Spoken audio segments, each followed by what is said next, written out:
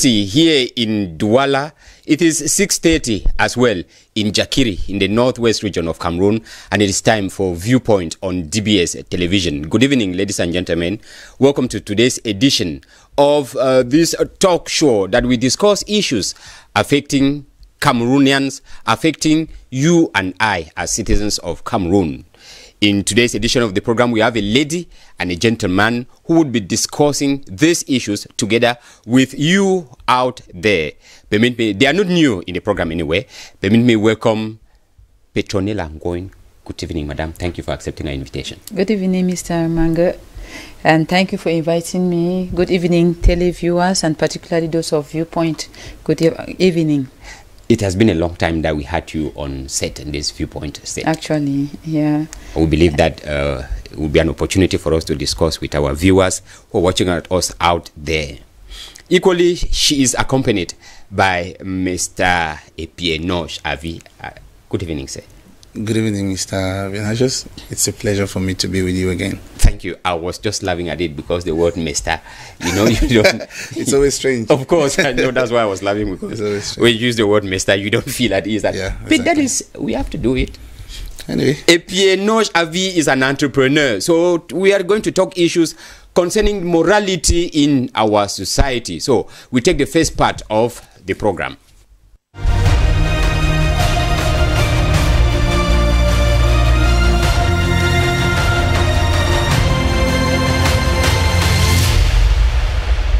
We are talking about morality in our schools, in our society, concerning the young people. And with us in the studio, we have a teacher and we have an entrepreneur.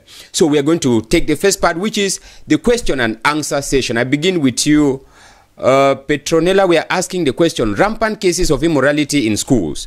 Should parents bear the sole blame? No, not only parents. Not only parents. Dbs?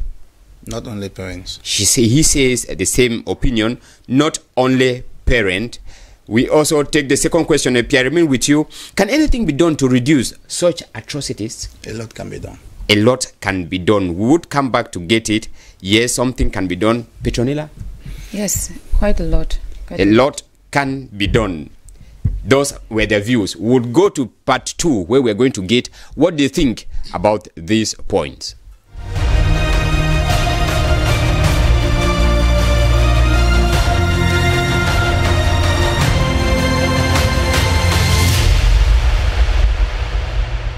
If you are just tuning in, you are watching Viewpoint on DBS television, and we are equally going live on our Facebook page.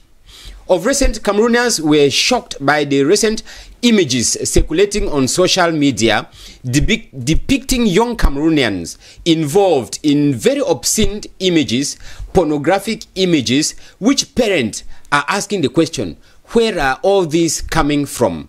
And we want to find out in today's edition of the program.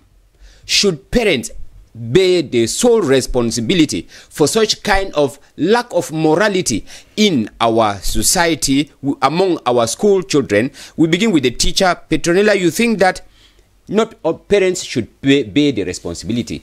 Please, what are your point? Yes, Mr. Manga, if I should talk on that point, if we say parents should bear the sole responsibility of the immorality of our society, yes, I would say it is not correct. Actually, the society itself has to be blamed. When I talk about the society, I just want to go vividly with the changing times, yes, where the world is becoming computerized. First of all, we have been in a period where we had just the television station, where we watch programs and films, and these films usually come with an embargo, parental guardian. Yes. And you know, this is something some of the parents never understood, they ignored. And on the other hand, even at the school, these are things that should be taught. And even though they are being taught, they should be taught, and then that's morals. That it should come as an aspect of morals, where children should be warned, children should be taught the dangers of being immoral in the society. Yeah, so I would say it is not an issue of only parents, it's an issue of the whole society. Let's go back to the age where parents, even if they didn't know you, will be like, whose child are you? They could correct you. Yes, whose child are you? What you are doing is not correct, or your attire is not right. Don't you think it is good to change? Or maybe, so I think it's a whole lot of things for the society, not only for parents. Okay, you work in a society, in a milieu where you interact with these young people and the parent. Haven't you had confrontations with parents because you, as a teacher, wanted to put a child on the right track, and the parents confront you to find out, Madam, you were not supposed to do this? Yeah, we have a situation. We have situations like that at times. You know, as a teacher, first of all, I'm a model. It means that the way I do my things should reflect the way I expect the children to behave. And sometimes when you see an attire, probably the way the child dresses or the way the child talks, there are times the child, you know, even your mannerism, yes, portrays another image of immorality, that kind of a thing. Sometimes there are cases where you want to talk, the parent is like, no, I know my child has a future, or la future de mon enfant est tracée. But there are times too, you as a teacher, you need to, because first of all, we have them like subjects, as let me say, we cover them under citizenship, which is morals. So we teach them. And at one point, I would say, at first we used to teach sex education in secondary school, but I'll tell you right now, even right to class 2, class 3 primary school, class 1, they teach, and these were things that were like taboo for children to just hear about, maybe the penis or vagina of somebody, and kinds of like sex and that kind of thing. But since the world is changing, there are diseases that are coming in, sexually transmissible diseases like AIDS, and I'll assure you, things that are really affecting the society. I think the curricular designers, educationists have taught it wise to teach the children. From the younger age. Yes, from the younger age. And which at one point too, I look at it as if it like opens the eyes of the children. Children that were ignorant to something become so conscious about it, which is also one of the points I can say has led to immorality also in the society. Okay, we are still talking about parents. Before we take a PA what he thinks, because he's of the opinion that parents should not only bear the responsibility.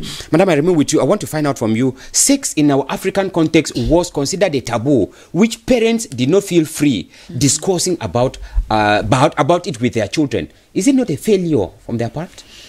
Well, for the moment, I would say it's a failure if we have to refer to our African culture. On the other hand, you know, it has like enlightened others. Others has enlightened them positively.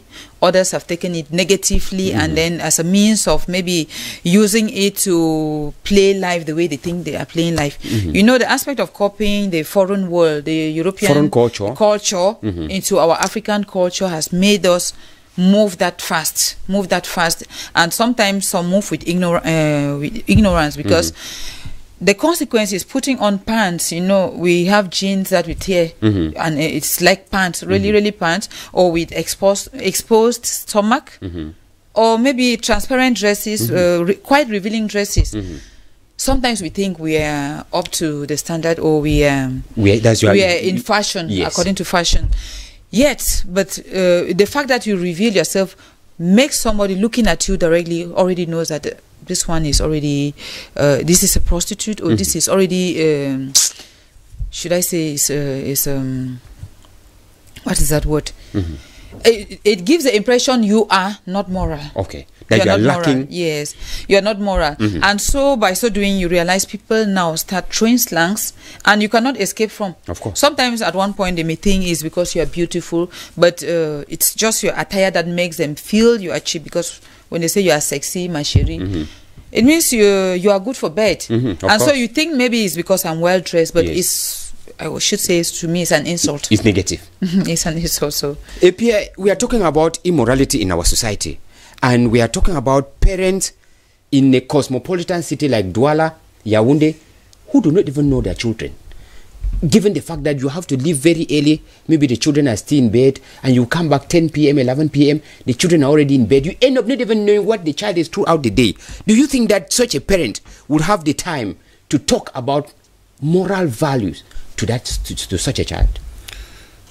Mr. Venatius, I said at the beginning that the question was, our parents... Should parents be responsible? Be solely blamed for it? And that's why I want to look at those failures of parents. And I said no.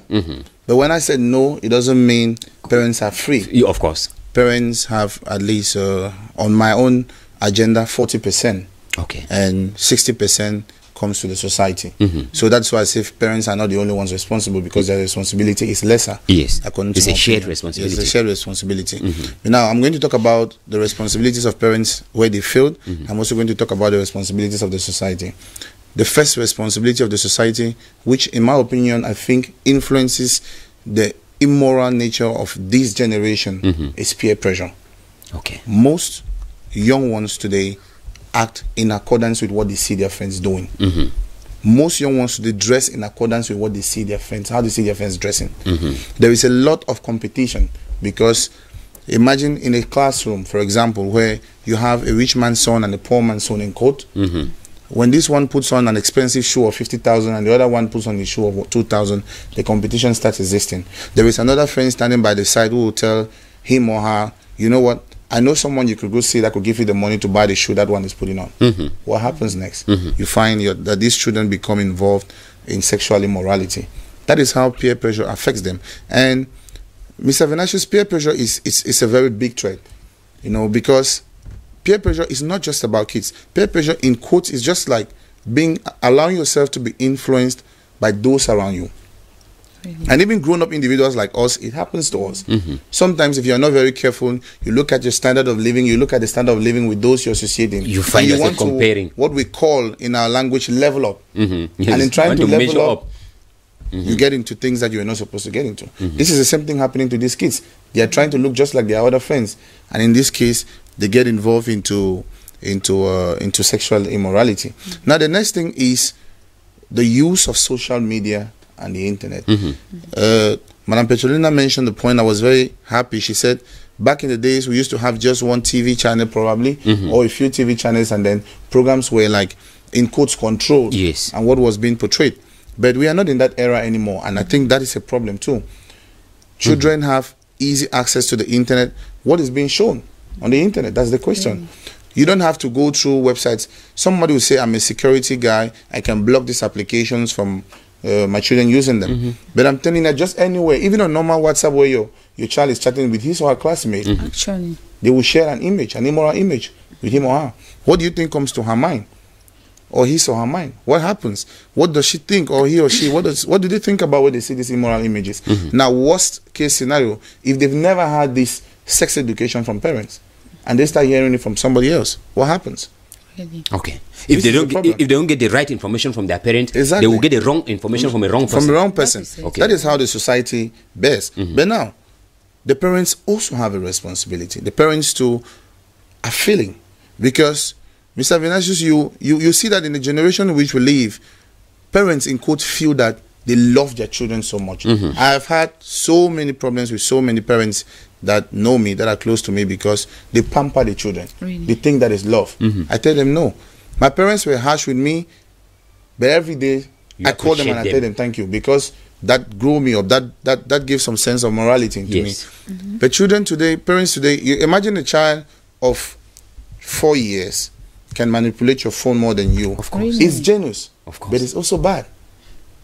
That's the question. And if you want to take the phone from the child, the father said, no, allow the child with the phone, allow the child with the phone. Some of them even buy the phones and give to the children. Exactly. Phones that are expensive even than the one that you, a working class person. Really? Exactly. Yes. So Mr. Venatius, this is where the parents are feeling. Let's give an example. Imagine a parent who is working today, is earning something reasonable, decent, and then tomorrow he finds himself in a situation where he offers his child a tablet, offers a phone, and then 10 years from now or 5 years, the job is no more. He can no longer afford that. What do you think that child will be doing? Of course. Will that child be able to cope? I mean, no. The child will start involving his or herself in things that are because when we talk about this immorality, it's not just about what's happening to schools, but it's because what's happening to schools is what we are seeing. Mr. Venatius, trust me, what is happening out of the school milieu, which we don't see, is worse than what you've seen. Okay. It's worse than what you've seen. Because the videos that were shared that we've seen, where children were in school, were small. I saw a video that was taken in a house. So you can imagine what these children do out of school. If they can do this within a school milieu where somebody can just pop up, what if within a four-wall where nobody is present? What would they do? Okay. APA, we are talking about an issue that is taking, a proportion beyond, the school milieu.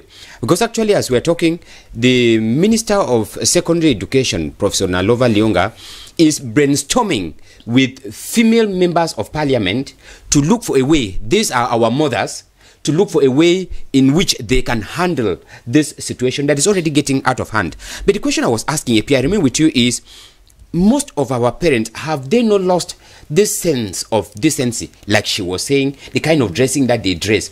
You imagine that you are a woman in the house and you forget to know that there is some sense of decency that you have to exercise even at home, where you just have a woman moving around, maybe with a breast wear, maybe with a pants, forgetting. At home. Of course, just because you think that you are at home and you think that these are your children, is it not initiating these children to fantasize human nakedness?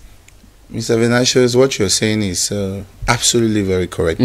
And that goes in line with how much the parents are also feeling. Yes, especially back home. Yes, they are feeling, because it influences the children. When the mother, for example, dresses that way, automatically you're telling your child this is the best way to dress. And this is what happens. Now, imagine that your child dresses that way tomorrow, and maybe a friend comes around who is a male, or a friend of your husband comes around. What impression do you give? What conceptions do you put in the mind? If tomorrow you find out that that friend or one of his friends had something to do, like violated your child, what do you think that's going to be a problem? Who you blame? You have yourself to blame, because the nature of your dressing, your attitude. And there's also another point still in line with what the parents do at home. Sex education is different from sex promotion. Those are two different things. Because you imagine a situation where the father of the house has left, or the mother of the house has left, and either the father or the mother sits around and is talking about sexually involved activities with one of his or her friends. And maybe the children are getting. Yes. What is that what you call sex education? That's no longer sex education. That's sex promotion. It's different from sitting the child down and telling the child, look, you don't do this is this, you don't do this, you don't do this, this means this, this means this, these are the implications. Those are two different situations. But now you open yourself up and you say things that are not morally upright in front of a child, and this child gets used to saying or listening to these things. This child will want to experience them. Okay. Let me just add to that. Yes, too. please, before we come to part two. It is really so sad too, because apart from being maybe promoting, let me say, talking about it, sometimes it's actions. We have reached a place where we don't differentiate immorality again to normality or normal issues, normal life. To normal life. Yes. So much so that a parent feels free kissing the wife, and then maybe you see that kind of romancing or whatever, cuddling in front of children. And so much in class that you sit, you realize children at 3 years, 4 years, I mean nursery kids, finds the opportunity to maybe want to see the girl child urinating, or the girl wanting to observe what actually is he using to urinate. And then you see situations where maybe the child is like climbing over, they use this common word collate, and then before you know it, they come again in their numbers that this man has collate this one. And so you begin to ask, where did you learn it from? Where did you tell us? Where did you learn it from?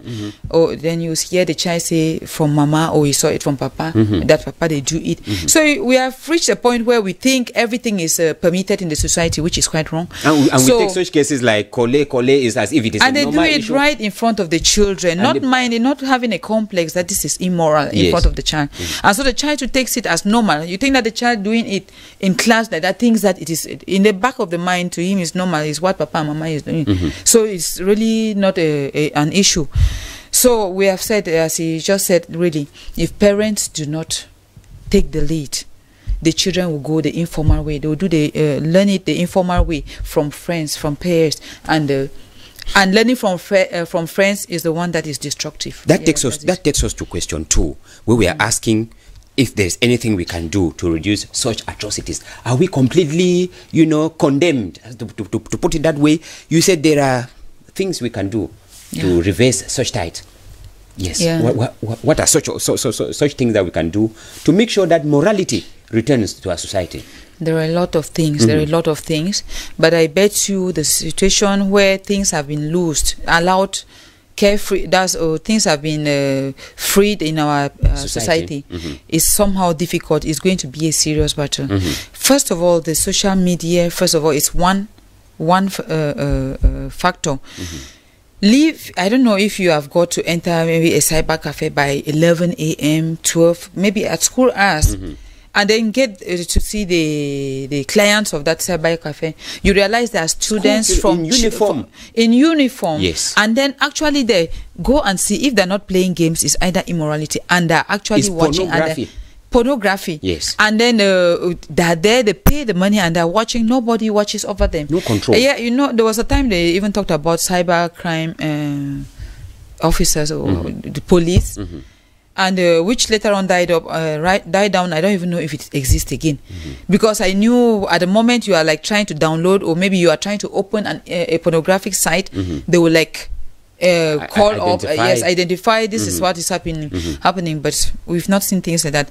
Secondly, the way we dress, the attires, even us the parents, sometimes you find a mother with as I said, first of all with the pants, and then makes sure he gets the same thing for the child, and then you see they are moving together. They not in the house. I don't mean we were talking about home the behaviors, but now I'm talking on the streets. You find the mother and the children that are like that. They are moving, because these are the parents who go and pay for such dresses, buy them and come give to their children. We know complex, or it is maybe the back empty, open back, top, or quite revealing dresses that are quite revealing. You see a child, you see a nakedness, or you see the mother, you see the nakedness, and it's no complex. So if we can start curbing the kind of dresses we wear and to which places we go to with them, then I think that is also another point.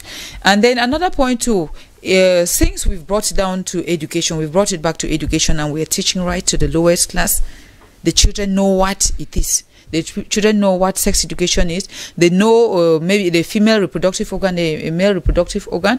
They know the sperm or the sperm cell and the ovum and whatever is ovule. These children know all of that. Now I think it is a responsibility for both educationists as well as parents to learn how to see their children and then tell them this is it. At puberty you start menstruating, or at puberty you get matured as a boy, and then maybe with the voice the vocal changes. Yes. It means you are becoming a man. It means that if you have any relationship, any sexual relationship with a woman or a man, you can easily get pregnant, which is dangerous to you. Apart from being pregnant, there are also infectious diseases that you can contract. And at the same time, make them to understand abstinence is the thing you should practice. And with social media too, as I said, we should curb, if possible. If you give your phone to your child, insist that child should not lock the phone, because most of them, when you get their phone, it is locked. Passwords. Please, can you open this phone? You know, password word is because there are a lot of things that are hiding. Sometimes you don't need to even tell the child. Take the phone, search, look at the kind of images the child stores in the phone, go even to the search engines, the browser, and then find out what was the child searching on. The history. Normally with even this corona issue, it has pushed most of our studies now to computer system. Internet, so much that take for example my children that do have how do we call it? Two-shift system. Do the two-shift system, the morning when they go in the afternoon. You realize the hours are insufficient. So the only way the teacher has to cover up is to go through online. And so by so doing, you are obliged to leave the child with the phone or with a computer that is having data. And if a computer is having data, the child can search at any time, anything, to any website. So when you curb the children, I will not want to to go into this. I would not want you to, and sometimes out of curiosity, get into it. There are children. Don't think that maybe because you said it, because they are maybe attaining a certain age, you should not make the child feel frustrated. Okay, madam. Get into them with some authority at times. And find out. Too.